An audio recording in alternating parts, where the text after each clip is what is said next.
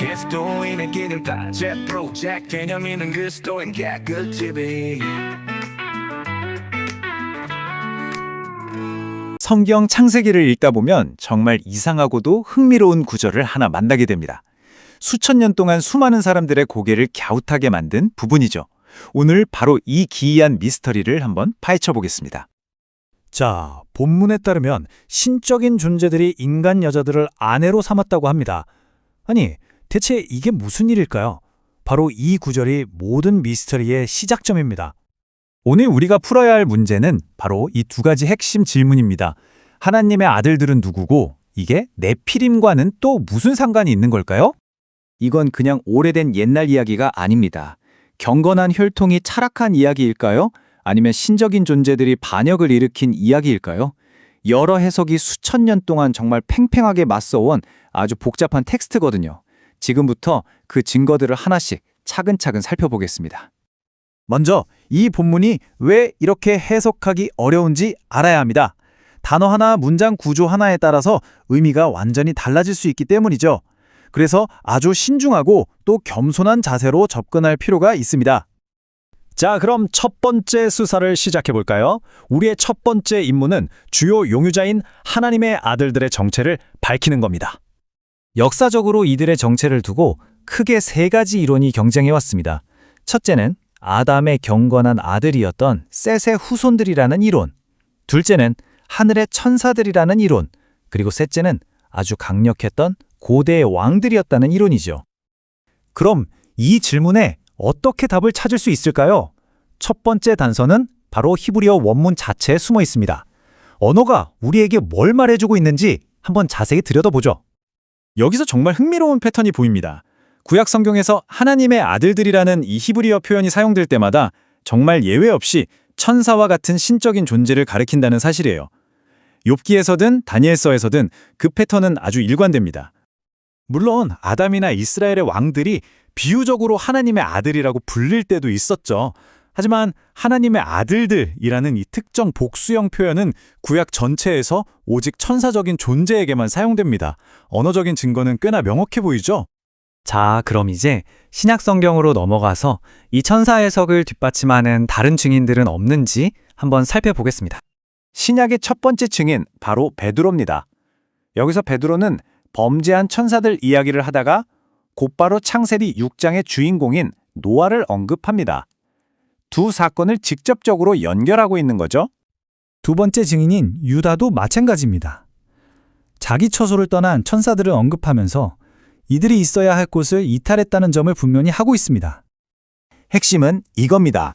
베드로와 유다, 이 두 명의 신약 저자가 수백 년이 지난 후에도 창세기 6장의 사건을 당연하게 천사들의 타락으로 이해하고 있었다는 점이죠.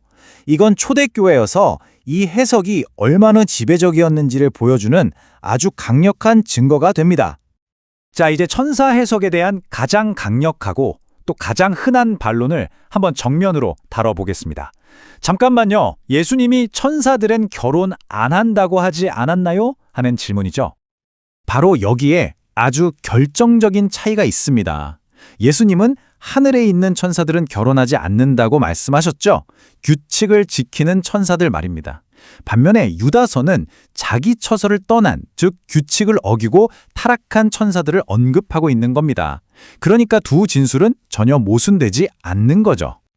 자, 하나님의 아들들의 정체를 어느 정도 파악했으니 이제 미스터리의 두 번째 부분인 네피림으로 넘어가 보겠습니다. 이들은 과연 누구였을까요? 네피림이 누구였는지에 대해서도 크게 두 가지 이론이 맞섭니다. 첫째는 우리가 영화나 소설에서 많이 본 것처럼 천사와 인간 사이에서 태어난 거인 후손이라는 이론. 둘째는 이 결합과는 상관없이 그전부터 이미 존재했던 이들이라는 이론입니다.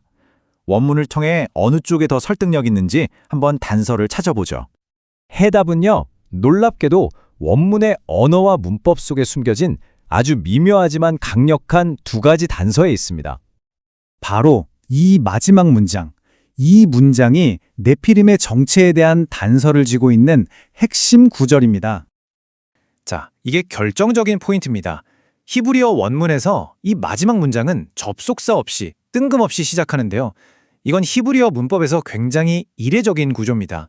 그래서 많은 학자들은 이 문장이 앞선 내용의 결과를 설명하는 게 아니라고 봅니다. 오히려 독자의 이해를 돕기 위한 보충 설명, 그러니까 괄호 안에 들어간 각주 같은 역할을 한다는 거죠.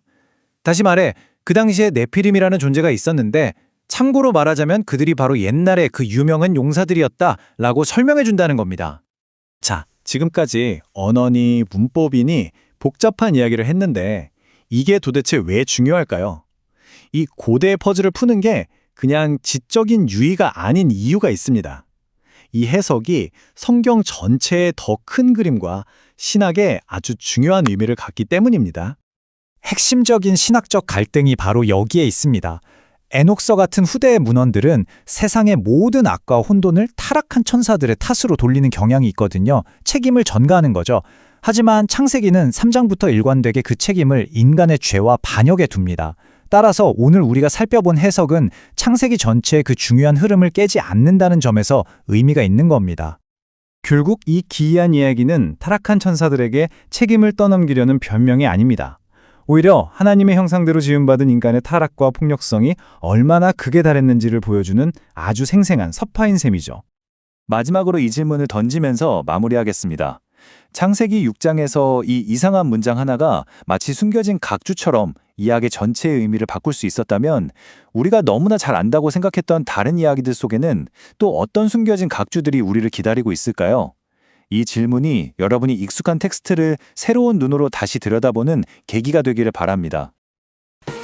그리스도인의 개념 탁자 프로젝트 개념 있는 그리스도인 캐릭TV 좋아요 구독 알람 설정하시면 복음 전파에 큰 힘이 돼요 복음 전파에 큰 힘이 돼요